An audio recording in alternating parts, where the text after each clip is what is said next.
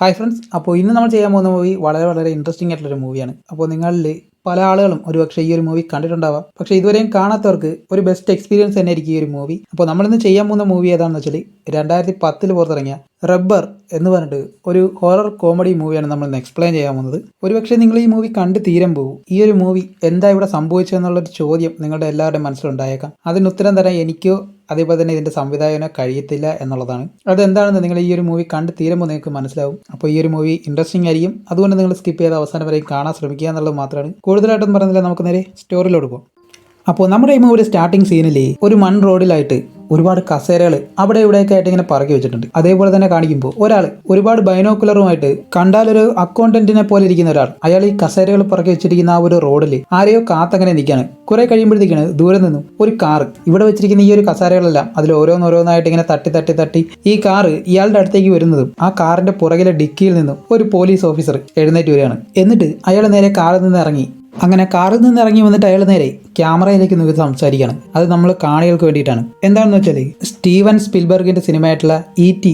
എന്ന് പറയുന്ന സിനിമയിൽ എന്തുകൊണ്ടാണ് ഏലിയൻസിന് തവിട്ട് നിറം കൊടുത്തത്? No reason. അതേപോലെ തന്നെ ലവ് സ്റ്റോറി എന്ന മൂവിയിൽ അതിലെ 2 കഥാപാത്രങ്ങൾ എന്തുകൊണ്ടാണ് നല്ല രീതിയിൽ പ്രണയിച്ചത്? അതിനും നോ റീസൺ. അതേപോലെ തന്നെ ഒലിവർ സ്റ്റോണിന്റെ JFK എന്ന് പറഞ്ഞ മൂവിയിൽ എന്തുകൊണ്ടാണ് രാഷ്ട്രപതിയെ ഏതോ ഒരു അപരിചിതം വന്ന് പെട്ടെന്ന് കൊലപ്പെടുത്തിയത്? അതിനും കാരണമില്ല. അപ്പോൾ മൊത്തത്തിലുള്ള മാർവൽ ഓഫ് ദ സ്റ്റോറി എന്താണെന്ന് വെച്ചാൽ ഈ ഒരു മൂവിയിലും നിങ്ങൾ ഇതിന്റെ കാരണം ചോദിക്കരുത് എന്നാണ്. എന്തുകൊണ്ടാണ് ഇതെല്ലാം സംഭവിച്ചത്, എങ്ങനെയാണ് ഇതെല്ലാം സംഭവിച്ചത് എന്നുള്ള കാരണം നിങ്ങൾ ഒരിക്കലും ചോദിക്കരുത്. ഇതൊരു മൂവിയായിട്ട് കണ്ടു തീർക്കുക എന്ന് മാത്രമാണ് ഇവർ ഇതിലൂടെ ഉദ്ദേശിക്കുന്നത്. അങ്ങനെ അത്രയും പറഞ്ഞതിന് ശേഷം അയാൾ അവിടെ നിന്ന് പോകും. അതേസമയം തന്നെ നേരത്തെ കണ്ട ആ ബൈനോക്കുലർ വെച്ചുകൊണ്ടിരുന്ന അയാൾ അവിടെ ഒരുപാട് പേര് ഇങ്ങനെ കാത്തു നിൽപ്പുണ്ട്. അവർക്ക് എല്ലാവർക്കുമായിട്ട് ആ ബൈനോക്കുലർ അങ്ങനെ കൊടുക്കുകയാണ്. അങ്ങനെ എല്ലാവർക്കും കൊടുത്തു തീർന്നതിന് ശേഷം അയാൾ പറയും, എല്ലാവരും തിരിഞ്ഞു നിന്നിട്ട് നിങ്ങൾ എൻജോയ് ചെയ്ത് കണ്ടോ എന്ന് പറയും. അപ്പോൾ ഇവരെല്ലാം ദൂരേക്ക് ഈ ബൈനോക്കുലർ വെച്ച് ഇങ്ങനെ നോക്കി നിൽക്കുന്നു. എന്നിട്ട് അയാൾ അവിടെ നിന്ന് പോകുമ്പോഴത്തേക്കാണ് ഇതിലൊരു പെൺകുട്ടി പെട്ടെന്ന് അയാളോട് ചോദിക്കുന്നത്, അതെ ക്ഷമിക്കണം, ഇത് കറുപ്പ് നിറത്തിലാണോ അത് കറുപ്പും വെള്ളയായിട്ടുള്ള നിറത്തിലാണോ? അപ്പോൾ അയാളൊന്നും മിണ്ടുന്നില്ല. അങ്ങനെ ഇവരെല്ലാവരും കാര്യമായിട്ട് എന്തോ നിരീക്ഷിക്കുന്നുണ്ട്. പക്ഷെ എന്താണെന്ന് മാത്രം ആർക്കും മനസ്സിലാവും. അപ്പോൾ ഒരുപാട് നേരം നോക്കി നിന്നതിന് ശേഷം അതിലൊരു ചെറിയ പയ്യൻ പറയും, എനിക്ക് ബോറടിക്കുന്നു, കുറേ നേരമായി നോക്കി നിൽക്കുന്നു എന്ന് പറയുമ്പോഴത്തേക്കും ആ പയ്യന്റെ അച്ഛൻ പറയും, ഇല്ല, ഇത് കുറച്ചുകൂടി സമയം എടുക്കും, നീ ഒന്ന് ക്ഷമയോടെ കാത്തിരിക്കുക, അതിലേക്ക് തന്നെ നീ വാച്ച് ചെയ്തുകൊണ്ടിരിക്കാൻ പറയും. അപ്പോൾ ഇത്രയും നേരമായിട്ട് ഇവർ നോക്കി നിൽക്കുന്നത് എന്താണെന്ന് പോലും അവർക്കറിയത്തില്ല. ചിലർ ചോദിക്കുന്നുണ്ട്, ആരെങ്കിലും എന്തെങ്കിലും കാണുന്നുണ്ടോ എന്ന് ചോദിക്കുമ്പോഴത്തേക്കും അതിലൊരു സ്ത്രീ പറയും, ഞാനൊരു കുപ്പത്തൊട്ടി കാണുന്നുണ്ട്, എല്ലാവരും അവിടേക്ക് നോക്കും, മുന്നോട്ട്. അങ്ങനെ എല്ലാവരും സൂക്ഷിച്ച് നോക്കുമ്പോഴത്തേക്കാണ് അവിടെ ഒരു ഈ പഴയ സാധനങ്ങളൊക്കെ കൊണ്ട് കളയുന്ന ഒരു സ്ഥലം. അങ്ങനെ നോക്കി നിൽക്കുമ്പോഴത്തേക്കാണ് നമ്മുടെ മൂവിയുടെ പേര് റബ്ബർ എന്ന് എഴുതി കാണിച്ചതിന് ശേഷം പിന്നീട് ഇവർ ഇത്രയും കാര്യമായിട്ട് നമ്മൾ ഇത്രയും നേരം എന്താണെന്ന് പ്രതീക്ഷ ഇങ്ങനെ ഇരുന്നല്ലോ, ഇവരെന്താണ് നോക്കിക്കൊണ്ടിരുന്നതെന്ന് വെച്ചാൽ ദേ ഈ മണ്ണിനടിയിൽ കിടക്കുന്ന ഈ ഒരു ടയറിനെയാണ്. അങ്ങനെ നോക്കുമ്പോഴത്തേക്കാണ് ആ ടയർ പതിയെ അനങ്ങാനായിട്ട് തുടങ്ങും. എന്നിട്ട് കുറച്ച് കഴിയുമ്പോഴത്തേക്കും പെട്ടെന്ന് ഈ ടയർ എഴുന്നേറ്റ് അങ്ങ് നിൽക്കുകയാണ്. എന്നിട്ട് 1-2 തവണ എഴുന്നേറ്റ് മുമ്പോട്ട് പോകാനായിട്ട് ശ്രമിക്കുമ്പോഴത്തേക്കും വന്ന് വീഴും, പിന്നെ എഴുന്നേക്കും. എന്നിട്ട് അവിടെ നിന്ന് വീണ്ടും എഴുന്നേറ്റ് മുമ്പിലോട്ട് പോകും. എങ്ങോട്ടാണ് പോകുന്നതെന്ന് അറിയത്തില്ല. പിന്നീട് കാണിക്കുമ്പോഴത്തേക്ക് ഈ ടയർ അങ്ങനെ എങ്ങോട്ടാണെന്ന് പോലും അറിയത്തില്ല, ഓടിക്കൊണ്ടേയിരിക്കുകയാണ്. അങ്ങനെ കുറേ അവിടെയും ഇവിടെയും എല്ലാം ഓടി അവസാനം ഒരു പ്ലാസ്റ്റിക് കുപ്പിയുടെ അടുത്തേക്ക് ചെല്ലും. അപ്പോൾ ഈ കുപ്പീനെ കാണുമ്പോഴത്തേക്കും പെട്ടെന്ന് അവിടെ ബ്രേക്ക് ചെയ്തിട്ട് ആ കുപ്പിയെ കുറച്ച് നേരം അവിടെ നോക്കി നിന്ന് പതിയെ ആ കുപ്പിയുടെ മുകളിലൂടെ അങ്ങനെ കയറി ഇറങ്ങുകയാണ്. എന്നിട്ട് വീണ്ടും അവിടെ നിന്ന് പിന്നെയും ഓടി മുമ്പിലേക്ക് ചെല്ലുമ്പോഴത്തേക്കാണ് ഒരു തേള് മുന്നിലൂടെ ഇങ്ങനെ പോകുന്നത് കാണുന്നത്. പെട്ടെന്ന് അതിന്റെ മുമ്പിൽ നിന്നിട്ട് ആ തേളിന്റെ മുകളിലൂടെയും കയറി ഇറങ്ങി അതിനെയും കൊന്ന് അവിടെ നിന്ന് വീണ്ടും മുമ്പിലേക്ക് ഇങ്ങനെ പോവാണ്. ഒരു ചെറിയ കുട്ടി ഇങ്ങനെ ഓടി കളിച്ച് ചാടിയൊക്കെ പോകലും അതേപോലെ ഇങ്ങനെ മുമ്പിലോട്ട് പോകും. പിന്നെയും കുറച്ച് മുമ്പിലേക്ക് ചെല്ലുമ്പോഴത്തേക്കും അവിടെ ഒരു ബിയർ ബോട്ടിൽ കിടക്കുന്നു. അങ്ങനെ നമ്മുടെ ടയർ ഇതിന് മുന്നിലേക്ക് നിന്നിട്ട് ആ ബിയർ കുപ്പി പൊട്ടിക്കാനായിട്ട് അതിന്റെ മുകളിലൂടെ ഇങ്ങനെ കയറി ഇറങ്ങാനായിട്ട് ശ്രമിക്കുന്നുണ്ട്. പക്ഷേ അത് കണ്ണാടി ആയതുകൊണ്ട് പെട്ടെന്ന് ഉടയുന്നില്ല. ഒരുപാട് നേരം ശ്രമിക്കുന്നുണ്ട്. എന്നിട്ടും ഈ ബിയർ കുപ്പി അത് പൊട്ടാത്തത് കൊണ്ട് പെട്ടെന്ന് നമ്മുടെ ടയറിന് ദേഷ്യം വരും.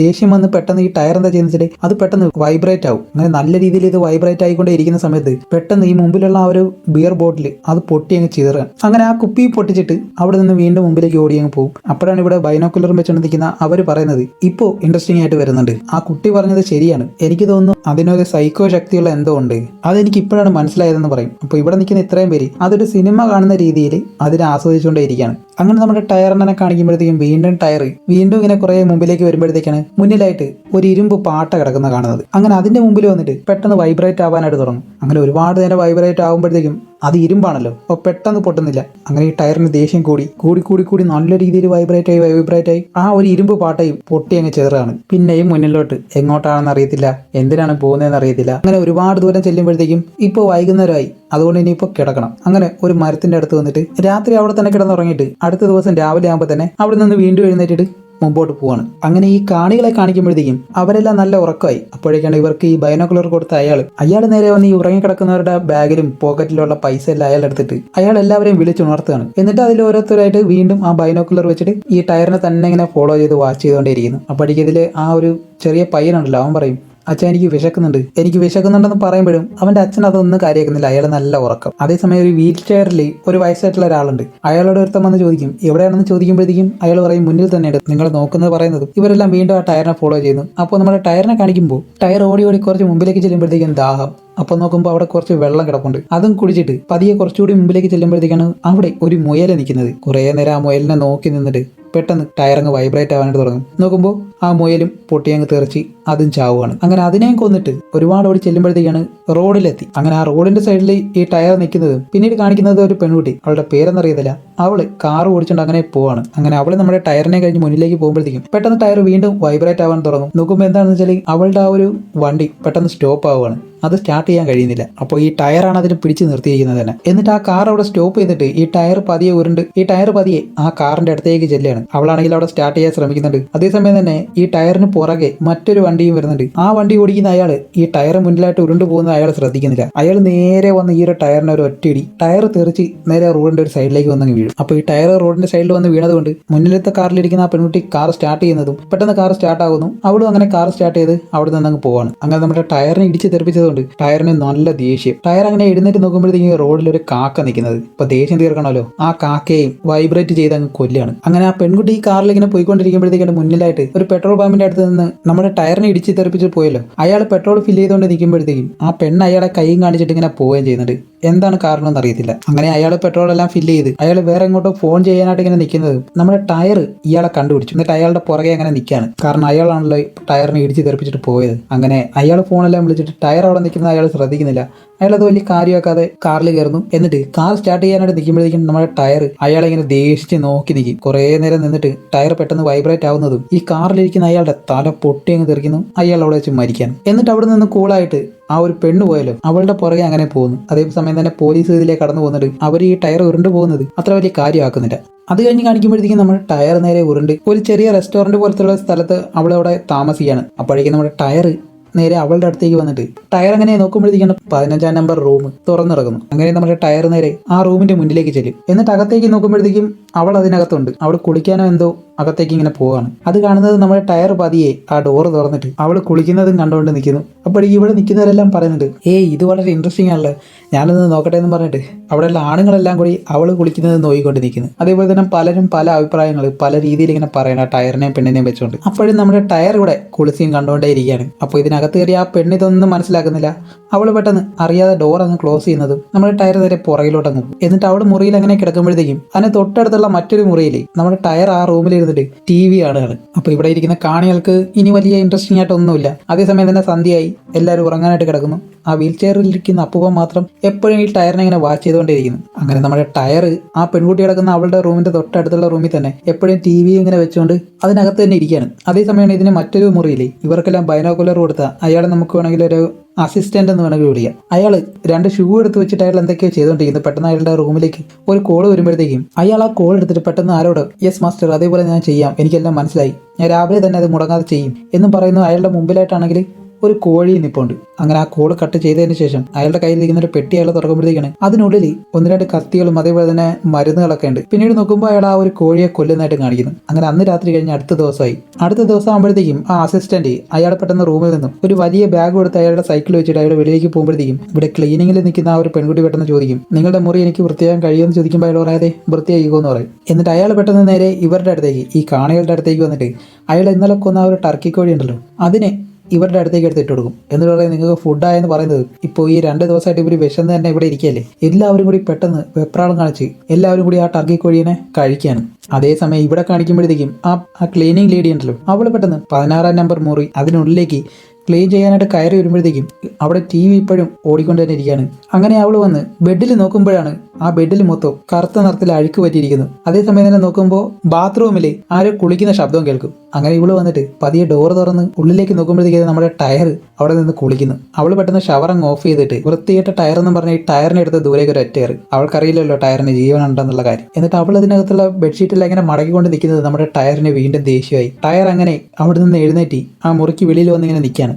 അതേസമയം തന്നെ ഇതെല്ലാം കണ്ടുകൊണ്ടൊരു ചെറിയ പയ്യനോടെ ഉണ്ടായിരുന്നു. ഇവൻ നോക്കി നിൽക്കി ആ ടയർ ആ മുറിക്കുള്ളിലേക്ക് കയറിപ്പോയിട്ട് ഡോർ അങ്ങ് ക്ലോസ് ചെയ്യും. അങ്ങനെ ഈ പയ്യൻ എന്താ ചെയ്യുന്നത് വെച്ചാൽ അവൻ പെട്ടെന്ന് ഇത് കണ്ടിട്ട് അവന്റെ മുതലാളി ഒരാളുണ്ട്, അയാളുടെ അടുത്ത് വന്നിട്ട് കാര്യം പറയും. ഇതുപോലെ തന്നെ ടയർ 16-ാം നമ്പർ മുറിയിലേക്ക് കയറിപ്പോകുന്നത് ഞാൻ കണ്ടു, നിങ്ങൾക്കൊന്ന് പോയി നോക്കാവോ എന്ന് ചോദിക്കുമ്പോൾ അയാൾ പറയും, നിനക്കെന്താ പ്രാന്താണോ, നീ ഇന്നലെ നേരെ ചൊവ്വേ ഉറങ്ങിയിട്ടില്ലേ എന്നെല്ലാം പറഞ്ഞ് അയാളത് വിശ്വസിക്കാൻ തയ്യാറാവത്തില്ല. അയാൾ ഇവനോട് പറയും, നീ പോയിട്ട് എനിക്ക് കഴിയാനായിട്ട് പിസ്സ വാങ്ങിക്കൊണ്ട് വരാൻ പറയും. അങ്ങനെ അവൻ എത്ര പറഞ്ഞിട്ട് അയാൾ കേൾക്കുന്നില്ല.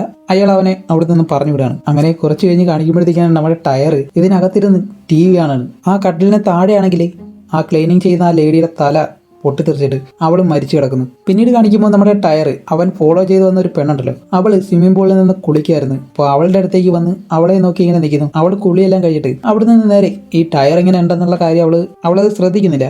അവളെങ്ങനെ അവിടെ നിന്ന് നടന്നു പോകും. അങ്ങനെ അത് കഴിഞ്ഞ് കാണിക്കുമ്പോൾ ഈ പിസ്സ വാങ്ങാൻ പോയ ആ ഒരു പയ്യൻ അവൻ ഷോപ്പിൽ നിന്നും പിസ്സ വാങ്ങിയിട്ട് അവൻ സൈക്കിൾ ചവിട്ടി വരുമ്പോഴത്തേക്കും റോഡിലൂടെ തന്നെ ഒരുത്തൻ അവൻ എങ്ങോട്ടോ ട്രാവൽ ചെയ്ത് ഇങ്ങനെ പോയിക്കൊണ്ടേയിരിക്കുന്നത്. അപ്പോഴേക്കും ഈ പയ്യൻ സൈക്കിൾ ചവിട്ടി കുറെ മുമ്പിലേക്ക് ചെന്നിട്ട് നമ്മുടെ ടയർ നേരത്തെ അവിടെ കൊന്നിട്ട ഒരു കാക്കയുണ്ടല്ലോ, അതിന്റെ മാംസം, അതിന്റെ പൊട്ടിച്ചിതറി കിടക്കുന്ന മാംസം എടുത്ത് ഈ പിസയ്ക്കുള്ളിൽ വെച്ചിട്ട് അവൻ അതുകൊണ്ട് അയാളുടെ അടുത്തേക്ക് ചെല്ലുന്നു. അതേസമയം ഇവിടെ കാണിക്കുമ്പോൾ നമ്മുടെ ടയർ നേരെ എടുത്ത് ഈ സ്വിമ്മിംഗ് പൂളിലേക്ക് ഒരു ഒറ്റ ചാട്ടം, എന്നിട്ട് ആ പൂളിനടിയിൽ അങ്ങനെ മുങ്ങി നിൽക്കുന്നു. അങ്ങനെ ഈ കാണികളെ കാണിക്കുമ്പോഴത്തേക്കാണ് അവിടെ ആ ഒരു ചെറിയ പയ്യന് പെട്ടെന്ന് അവന് വയറ് വേദനിക്കുന്നത് പോലെ അവന്റെ അച്ഛനോട് പറയും. എന്നിട്ട് അവൻ പറയും, ഇന്ന് രാവിലെ കഴിച്ചത് കാരണമായിരിക്കും ഒരുപക്ഷെ അങ്ങനെ സംഭവിച്ചെന്ന് പറയുമ്പോൾ അവന്റെ അച്ഛൻ അത് വലിയ കാര്യമാകത്തില്ല. അയാൾ പറയും, അത് കുറച്ച് കഴിയുമ്പോൾ മാറിക്കോളും എന്ന് പറയും. എന്നിട്ട് അങ്ങനെ ഇരിക്കുമ്പോഴത്തേക്കും പെട്ടെന്ന് അയാൾക്കും വയറ് വേദന എടുക്കുന്നത് പോലെ പിന്നീട് കാണിക്കുമ്പോൾ ആ വീൽ ചെയറിലിരിക്കുന്ന അയാൾ ഒഴിച്ച് ബാക്കി എല്ലാവർക്കും വയറ് വേദന എടുക്കുന്നു. എല്ലാവരും അവിടെ മയങ്ങി വീഴുന്നു. കാരണം ആ വീൽ ചെയറിലിരിക്കുന്ന അയാൾ മാത്രം ഇവിടെ കൊണ്ടുവന്ന ഒരു കോഴിയെ കഴിച്ചില്ലായിരുന്നു. അങ്ങനെ ഈ പിസ്സ വാങ്ങാൻ പോയ ആ ഒരു പയ്യന് പിന്നെ ഒരു ഡൗട്ട്, ഈ 16-ാം നമ്പർ മുറിയിൽ ഇപ്പോൾ എന്തായിരിക്കും സംഭവിച്ചത്. അവൻ പെട്ടെന്ന് നിന്ന് റൂം തുറക്കുന്നതും ആ ലേഡി മരിച്ചു കിടക്കുന്നതും കാണുന്നു. പിന്നീട് നോക്കുമ്പോൾ പോലീസും ആംബുലൻസും എല്ലാവരും വരുന്നു. അങ്ങനെ ഈ പയ്യൻ എന്താ ചെയ്യുന്ന വെച്ചാൽ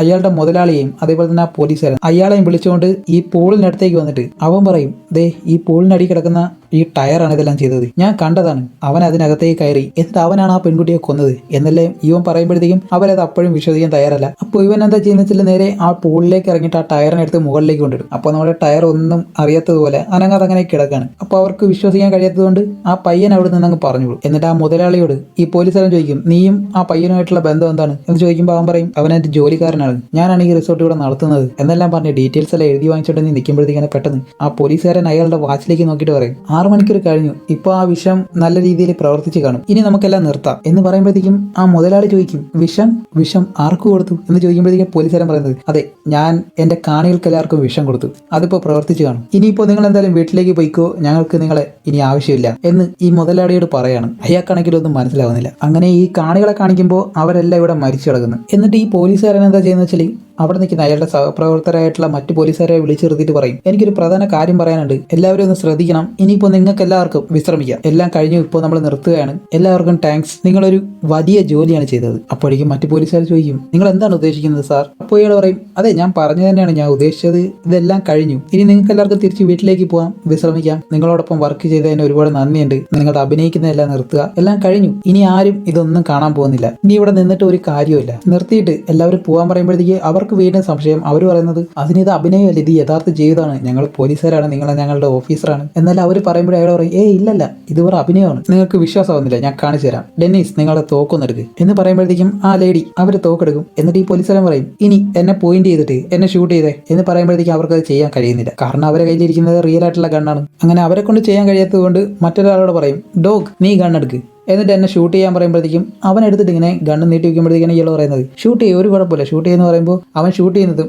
അയാളുടെ നെഞ്ചിൽ ബുള്ളറ്റ് കൊള്ളും. പക്ഷേ രക്തമെല്ലാം വരുന്നുണ്ട്, പക്ഷേ അയാൾക്ക് വേറെ കുഴപ്പമൊന്നുമില്ല. അയാൾ പറയുന്നത്, നോക്ക് ഒരു കുഴപ്പമില്ല, ഒന്നുകൂടി ഷൂട്ട് ചെയ്യും എന്ന് പറയുമ്പോൾ രണ്ടാമതും ഷൂട്ട് ചെയ്യും, അപ്പോഴും അയാൾക്കൊരു കുഴപ്പമില്ല. അപ്പോഴാണ് അയാൾ പറയുന്നത്, ഇപ്പം നിങ്ങൾക്ക് മനസ്സിലായില്ലേ, എല്ലാം ഫേക്കാണ്, നമ്മൾ നിൽക്കുന്ന ഈ ഒരു സാഹചര്യം, ഇപ്പം നടന്നുകൊണ്ടിരിക്കുന്ന ഒരു കാര്യവും റിയൽ അല്ല, നിങ്ങളത് വിശ്വസിക്കും, തിരിച്ച് വീട്ടിലേക്ക് പോയിക്കോ എല്ലാവരും എന്ന് പറയുമ്പോഴത്തേക്കും ആ ലേഡി സ്റ്റാഫ് അവർ പറയും, അപ്പോൾ ഈ ക്ലീനിങ് ലേഡിയുടെ കാര്യമോ, അവൾ ശരിക്കും മരിച്ചോ എന്നിങ്ങനെ ചോദിക്കുമ്പോഴത്തേക്കാണ് ഈ പോലീസുകാരൻ പറയുന്നത്, ഏയ് അവൾ മരിച്ചിട്ടില്ല, നിങ്ങൾ ആ ബാഗ് തുറന്നു നോക്കും, നിങ്ങൾ ചിലപ്പോൾ അത്ഭുതപ്പെടും എന്ന് പറയുമ്പോഴത്തേക്കും ആ ലേഡി പോലീസ് അവർ എന്നിട്ട് ആ മരിച്ചെടുക്കുന്ന ആ സ്ത്രീ ഇങ്ങനെ ഓപ്പൺ ചെയ്ത് നോക്കും. അപ്പോഴേക്കും അവൾക്ക് അനക്കില്ല. അപ്പോഴാണ് ഈ പോലീസുകാരൻ പറയുന്നത്, ഏയ് ഇല്ല, അവളെ ഒന്ന് വിളിച്ചു നോക്ക്, അപ്പോൾ മനസ്സിലാവും എന്ന് പറയുമ്പോൾ അവർ വിളിച്ചു നോക്കുന്നു, അപ്പോഴും ഇല്ല. അപ്പോൾ ഇയാൾ പറയും, ഒന്ന് അനക്കി നോക്കിയേ, അപ്പോഴെന്തായാലും അവൾ എണീക്കും എന്ന് പറയുമ്പോഴത്തേക്കും അവരതും ചെയ്യുന്നു. അപ്പോൾ ആ സ്ത്രീ മരിച്ചിട്ട് ശരീരം തണുത്തിരിക്കുകയാണ്. അത് ഇയാളോട് പറയുമ്പോഴത്തേക്കാണ് ആ അസിസ്റ്റന്റ് അയാളുണ്ടല്ലോ, അയാൾ പെട്ടെന്ന് ഈ പോലീസുകാരൻ്റെ അടുത്തേക്ക് വന്നിട്ട് പറയും, അതെ നമ്മുടെ കാണികളിൽ ഒരാൾ ടർക്കി കഴിച്ചിട്ടില്ല, അയാൾ ഇപ്പോഴും ജീവിച്ചിരിപ്പുണ്ട്, നമ്മൾ സംസാരിക്കുന്നതെല്ലാം അയാളിപ്പോൾ വാച്ച് ചെയ്തുകൊണ്ടിരിക്കുകയാണെന്ന് പറയും. അപ്പോഴാണ് ഈ പോലീസുകാരൻ അവരോട് പറയുന്നത്, ഓക്കെ ശരി, എനിക്കൊരു തെറ്റ് പറ്റി, ഇത്രയും നേരം ഞാൻ പറഞ്ഞ കാര്യങ്ങളെല്ലാം മറന്നേക്കുക എന്ന് പറഞ്ഞിട്ട് അയാൾ അവിടെ നിന്ന് പോകും. ഇവർക്കൊന്നും മനസ്സിലാവുന്നില്ല. കണ്ടുകൊണ്ടിരിക്കുന്ന നിങ്ങൾക്ക് ഇനി എന്തെങ്കിലും മനസ്സിലായിട്ടുണ്ടെങ്കിൽ അത് കമന്റ് ചെയ്യാം. അങ്ങനെ ആ പോലീസുകാരൻ നേരെ ഈ മുതലാളിയുടെ അടുത്തേക്ക് വന്നിട്ട് അയാളോട് ചോദിക്കും, ഓക്കെ നമുക്ക് വീണ്ടും തുടങ്ങാം, ഞാൻ എവിടെ വെച്ചാൽ ചോദിച്ച് നിർത്തിയത്, ഓക്കെ ശരി, നിങ്ങളുടെ ആ കുട്ടിയുമായിട്ടുള്ള ബന്ധം എന്താണെന്നല്ലേ, ബാക്കി ഞാൻ ചോദിക്കാം എന്നും പറഞ്ഞ് ബാക്കി ഡീറ്റെയിൽസ് എല്ലാം അയാൾ കാര്യമായിട്ട് ഇങ്ങനെ ചോദിക്കുന്നു. അപ്പോൾ ഈ മുതലാളിക്കും എന്താണെന്ന് മനസ്സിലാകുന്നില്ല. അയാൾ ചോദിക്കും, നിങ്ങളുടെ നെഞ്ചിലെ ഈ മുറിവുകൾ എന്ന് ചോദിക്കുമ്പോൾ അതൊന്നും കുഴപ്പമില്ല, അതൊന്നും പ്രശ്നമല്ല എന്ന് പറയും. എന്നിട്ട് അയാളുമായിട്ട് സംസാരിച്ചുകൊണ്ടിരിക്കുമ്പോഴത്തേക്കാണ് നമ്മുടെ ടയർ വീണ്ടും എഴുന്നേറ്റിട്ട് ആ മുതലാളിയെ അങ്ങനെ നോക്കി ടയറിന് നല്ല ദേഷ്യം. ടയർ ആ മുതലാളിയുടെ അയാളുടെ തല പൊട്ടിച്ചിതറിച്ചിട്ട് അയാളെ അവിടെ വെച്ച് കൊല്ലുകയാണ്. എന്നിട്ട് ഈ ടയർ അവിടെ നിന്ന് ഇങ്ങനെ ഓടി പോകുമ്പോഴത്തേക്കാണ് പോലീസുകാർ പറയുന്നത്, ഓ ഇപ്പോഴാണ് എനിക്ക് മനസ്സിലായത്, എല്ലാം സത്യമായിരുന്നല്ലേ. അങ്ങനെ നമ്മുടെ ടയർ അവിടെ നിന്ന് വീണ്ടും മുമ്പിലോട്ട് തന്നെ പോവാണ്. ഇപ്പോൾ കുളിച്ചതെല്ലാം വെറുതെ ഈ ടയറിലെല്ലാം ഇങ്ങനെ മണ്ണ് പറ്റിയിരിക്കുന്നു. അങ്ങനെ നമ്മുടെ ടയർ നേരെ ഉരുണ്ട് ഒരു പൊട്ടിയ കണ്ണാടിയുടെ മുമ്പിലേക്ക് വന്നിട്ട് തന്നെ അങ്ങനെ നോക്കുകയാണ്. അതിനുശേഷമാണ് ഇത്രയും നേരം താൻ ചെയ്ത കാര്യങ്ങൾ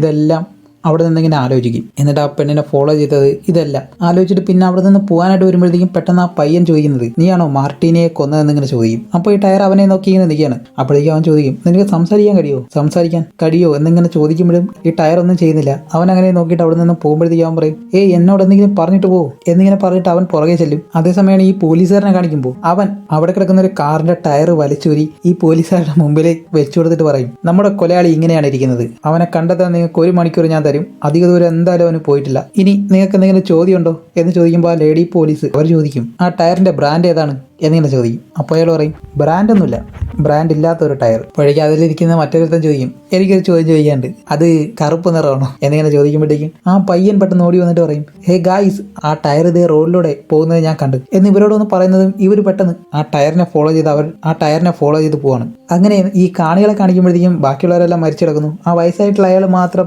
ഈ ടയറിനെ ഇങ്ങനെ വാച്ച് ചെയ്തുകൊണ്ടിരിക്കുന്നു. അപ്പോഴേക്കാണ് ആ അസിസ്റ്റന്റ് അയാൾ ഒരു ടേബിളും വലിച്ചെടുത്തുകൊണ്ട് ഇയാളുടെ അടുത്തേക്ക് വന്നിട്ട് പറയും, സാർ നിങ്ങൾ ഇതുവരെ ഒന്നും കഴിച്ചിട്ടില്ല, ഞാനിപ്പോൾ നിങ്ങൾക്കായിട്ട് പലതരം ആഹാരങ്ങൾ കൊണ്ടുവന്നിട്ടുണ്ട്, നിങ്ങൾ ഇതിൽ ഏതെങ്കിലും ഒന്ന് കഴിക്കണമെന്ന് പറയുമ്പോഴത്തേക്കും ആ വയസ്സായിട്ടുള്ള അയാൾ പറയും, എനിക്കിപ്പോൾ വിശപ്പില്ല, എനിക്ക് വേണ്ടാന്ന് പറയും. ഇപ്പോഴും ഇവൻ പറയും, ഇല്ല നിങ്ങൾ എന്തെങ്കിലും ഒന്ന് കഴിച്ചേ പറ്റൂ, അല്ലെങ്കിൽ നിങ്ങൾക്ക് ആരോഗ്യം നഷ്ടപ്പെടും എന്നല്ല ഇവൻ ഇങ്ങനെ അയാളെ നിർബന്ധിച്ച് കഴിപ്പിക്കാനായിട്ട് ശ്രമിക്കുന്നുണ്ട്. പക്ഷേ അയാൾ കഴിക്കാൻ തയ്യാറല്ല. കാരണം ഇവൻ കൊണ്ടുവന്ന ആ ഫുഡിലും അവൻ വിഷം വെച്ചിട്ടുണ്ട്. അങ്ങനെ നമ്മുടെ ടയർ റോഡിലൂടെ ഉരുണ്ട് പോയിക്കൊണ്ടേയിരിക്കുമ്പോഴത്തേക്കും ഈ 2 പോലീസുകാർ ടയറിനെ ഫോളോ ചെയ്ത് പുറകെ വരുന്നു. കുറച്ച് മുമ്പിലേക്ക് ചെല്ലുമ്പോഴത്തേക്കും ടയർ പെട്ടെന്ന് അവിടെ സ്റ്റോപ്പ് ആവും. അപ്പോൾ ഇവരിങ്ങനെ വെയിറ്റ് ചെയ്ത് നിൽക്കണം എന്താ സംഭവിക്കുന്നത് അറിയാൻ വേണ്ടിയിട്ട്.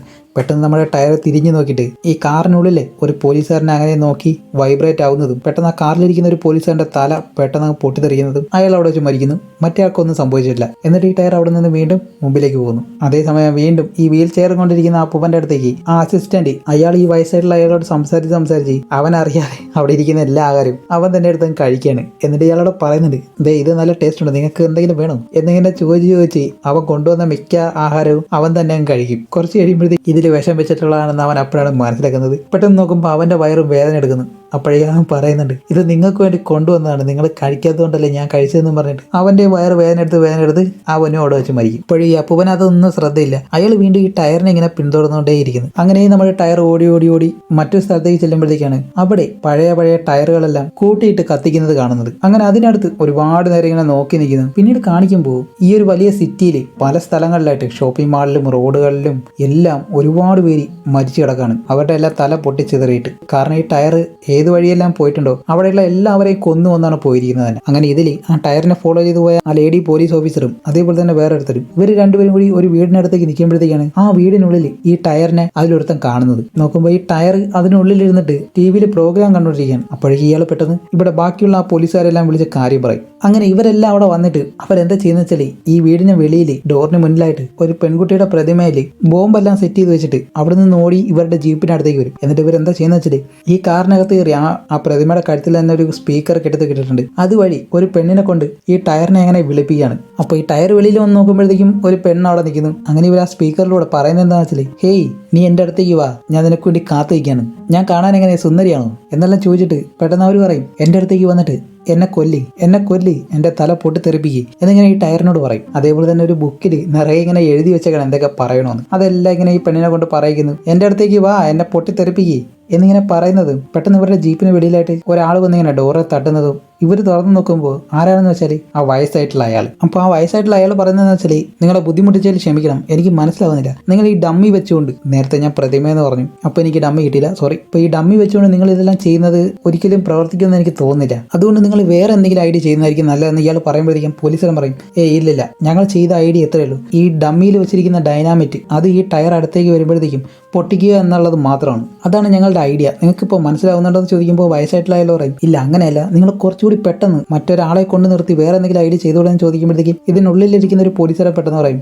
അത് നിങ്ങളൊന്നും മിണ്ടരുത്, കാരണം നിങ്ങൾ ആ ടർക്കി കഴിച്ചിരുന്നെങ്കിൽ ഇപ്പോൾ ഇവിടെ ജീവനോടെ വന്നിരുന്ന് സംസാരിക്കത്തില്ലായിരുന്നു എന്ന് പറയുമ്പോഴത്തേക്കാണ് ഈ പോലീസുകാരൻ പറയുന്നത്, അതെ അദ്ദേഹം പറയുന്നത് ശരിയാണ്, നിങ്ങളത് കഴിച്ചില്ല, ഓക്കെ ഇനിയിപ്പോൾ എന്തായാലും നമ്മൾ വേഗത്തിൽ കാര്യങ്ങൾ ചെയ്യാൻ ശ്രമിക്കാം, നിങ്ങൾ പോയിക്കോളെന്നും പറഞ്ഞ് ഇവർ അതേപോലെ തന്നെ ആ ടയർ അടുത്തേക്ക് വന്നിട്ട് ഈ ഡമ്മിയുടെ തല പൊട്ടിത്തെറിപ്പിക്കുന്നതും, പക്ഷേ ഇവർ വെച്ച ആ ഡൈനാമൈറ്റ് അത് പൊട്ടത്തില്ല. അങ്ങനെ ഇവരുടെ പ്ലാൻ വീണ്ടും പൊളിഞ്ഞ് അങ്ങനെ ഈ പോലീസുകാരൻ എന്താ ചെയ്യുന്നത് വെച്ചാൽ അയാൾക്ക് ദേഷ്യമായി. അയാൾ പെട്ടെന്ന് ജീപ്പിലിരിക്കുന്ന ഒരു ഷോട്ട് ഗൺ എടുത്തിട്ട് നേരെ ആ മുറി തുറന്ന് ആ ടയറിന് അടുത്തേക്ക് ചെല്ലും. എന്നിട്ട് അതിനകത്ത് കയറി ആ ടയറിനെ ഷൂട്ട് ചെയ്ത് ആ ടയറിനെ അങ്ങ് നശിപ്പിക്കുന്നതും പോലീസുകാരൻ നേരെ വെളിയിലേക്ക് ഇറങ്ങി നിന്നിട്ട് ടയറിന്റെ കീറിയ ഒരു ഭാഗം എടുത്ത് അയാളുടെ മുന്നിലേക്ക് ഇട്ട് കൊടുത്തിട്ട്, ദേ ഇത്രയുള്ള കാര്യം, ഞാൻ പോകുന്നതെന്നും പറഞ്ഞ് പോലീസുകാരൻ അവിടെ നിന്ന് ജീപ്പ് എടുത്തിട്ട് ഒരൊറ്റ പോകും. അപ്പോഴേക്കും ആ വയസ്സായിട്ടുള്ള അയാൾ പറയും, നിനക്കിത് ഇവിടെ എന്നും വെച്ച് നിർത്താൻ കഴിയില്ല എന്ന് പറഞ്ഞ് അയാൾ അവിടെ ഇരിക്കുമ്പോഴത്തേക്കാണ് ഈ വീടിനുള്ളിൽ നിന്ന് ഒരു ചെറിയ കുട്ടികൾ ചവിട്ടുന്ന ഒരു സൈക്കിള് വെളിയിലേക്ക് ഇറങ്ങി വരുന്നത്. എന്താണെന്ന് വെച്ചാൽ ആ ടയറിൽ നിന്നും ആ സൈക്കിളിലേക്ക് മാറി. അത് ആത്മാവാണോ പ്രേതമാണോ എന്താണെന്നൊന്നും അറിയത്തില്ല. പക്ഷെ ഇപ്പോൾ ആ സൈക്കിളിനാണ് ആ ഒരു പവർ കിട്ടിയത്. സൈക്കിൾ പെട്ടെന്ന് ഈ വയസ്സായിട്ടുള്ള അയാളുടെ മുമ്പിലേക്ക് വരുന്നതും അയാൾ പറയും, ഓ ഇത് അവസാനിച്ചിട്ടില്ല എന്നും പറഞ്ഞാൽ ആ പോലീസുകാരെ വിളിച്ചിങ്ങനെ കാര്യം പറയുമ്പോഴത്തേക്കും ഈ സൈക്കിൾ പെട്ടെന്ന് ഇയാളെ ഇങ്ങനെ ദേഷ്യം നോക്കാണ്. അപ്പോഴേക്കും അയാൾ പറയും, സോറി, ഞാൻ ഇതിലൊരു കഥാപാത്രമല്ല, ഞാൻ നിന്നെ വാച്ച് ചെയ്യുക മാത്രമായിരുന്നു ചെയ്തതെന്ന് പറയുന്നത്. പെട്ടെന്ന് അയാളെ അവിടെ വെച്ച് പൊട്ടി അങ്ങ് തെറിപ്പിക്കും. അങ്ങനെ അയാളും മരിച്ചു. പിന്നീട് കാണിക്കുമ്പോൾ ആ പോലീസുകാരൻ ആ ഒരു കാർ ഓടിച്ചുകൊണ്ടുവന്ന ആ ഒരു പെണ്ണുണ്ടല്ലോ, ആ പെണ്ണിനെ അവിടെ നിന്ന് പറഞ്ഞു വിടുന്നു. അങ്ങനെ അവൾ കാർ സ്റ്റാർട്ട് ചെയ്യുമ്പോഴത്തേക്കാണ് പെട്ടെന്ന് നോക്കുമ്പോൾ ഈ സൈക്കിള് അവളുടെ അടുത്ത് വന്നിട്ട് അവളെ ഒന്ന് നോക്കിയതിന് ശേഷം അവളെ മാത്രം ഒന്നും ചെയ്യുന്നില്ല. എന്നിട്ട് അവിടെ നിന്ന് വീണ്ടും മുമ്പിലേക്ക് അങ്ങനെ പോവാണ്. അങ്ങനെ ഒരുപാട് മുമ്പിലേക്ക് ഇങ്ങനെ പോകുമ്പോഴത്തേക്കാണ് ഈ റോഡ് സൈഡിൽ കിടക്കുന്ന പഴയ ടയറുകൾ ഇതെല്ലാം എഴുന്നേറ്റ് ഈ സൈക്കിളിന്റെ പുറകെ അങ്ങനെ പോകുന്നു. അങ്ങനെ ഈ സൈക്കിൾ കുറെ റോഡ് സൈഡിലെത്തി. ഇപ്പോൾ ഒരു ഹൈവേ സൈഡായി. അതിങ്ങനെ കുറച്ച് മുമ്പിലേക്ക് ചെന്ന് നിൽക്കുമ്പോഴത്തേക്കാണ് ഈ ടയറുകൾ ഒരുപാടെണ്ണം ഇതിന്റെ പുറകെ തന്നെ ഫോളോ ചെയ്ത് വരുന്നുണ്ട്. അങ്ങനെ ഇവരെല്ലാം ഒരുമിച്ച് മുമ്പോട്ട് പോകുന്നതും ഈ ഒരു മൂവി ഇവിടെ വെച്ച് അവസാനിക്കുകയാണ്. അപ്പോൾ നമ്മൾ സ്റ്റാർട്ടിങ് സീനിൽ പറഞ്ഞതുപോലെ തന്നെ ഈ ഒരു മൂവിയിൽ എന്തുകൊണ്ടാണ് ഇതെല്ലാം സംഭവിച്ചതെന്ന് മാത്രം എന്നോട് ചോദിക്കരുത്. എനിക്കോ അതേപോലെ തന്നെ ഈ സംവിധായകൻ തന്നെ ഈ സിനിമയിലൂടെ പറയുന്നുണ്ട് ഇതിനൊന്നും ഒരു റീസൺ ഇല്ല എന്ന്. ഒരുപക്ഷെ നിങ്ങൾ ഈ മൂവി കണ്ടവരാരെങ്കിലും ഉണ്ടെന്നുണ്ടെങ്കിൽ നിങ്ങൾക്കറിയാവുന്ന കാര്യങ്ങൾ എന്തായാലും കമൻറ്റായിട്ട് രേഖപ്പെടുത്തുക. അതേപോലെ തന്നെ ഇതുപോലെ ഇൻട്രസ്റ്റിംഗ് ആയിട്ടുള്ള വളരെ വ്യത്യസ്തമായിട്ടുള്ള ഒരുപാട് മൂവീസുകൾ ഇനിയും നമ്മുടെ ചാനലിൽ വരുന്നുണ്ട്. അതെല്ലാം കാണുന്നുണ്ടെങ്കിൽ നിങ്ങൾ ഈ ചാനൽ മറക്കാതെ സബ്സ്ക്രൈബ് ചെയ്ത് വെച്ചേക്കുക. അതേപോലെ തന്നെ നിങ്ങളുടെ ഫ്രണ്ട്സിന് കൂടി ഒന്ന് ഷെയർ ചെയ്ത് കൊടുത്തേക്കുക. അപ്പോൾ ഇതുപോലുള്ള വ്യത്യസ്തമായ മറ്റൊരു മൂവിയായിട്ട് വരുന്നതായിരിക്കും. ബൈ.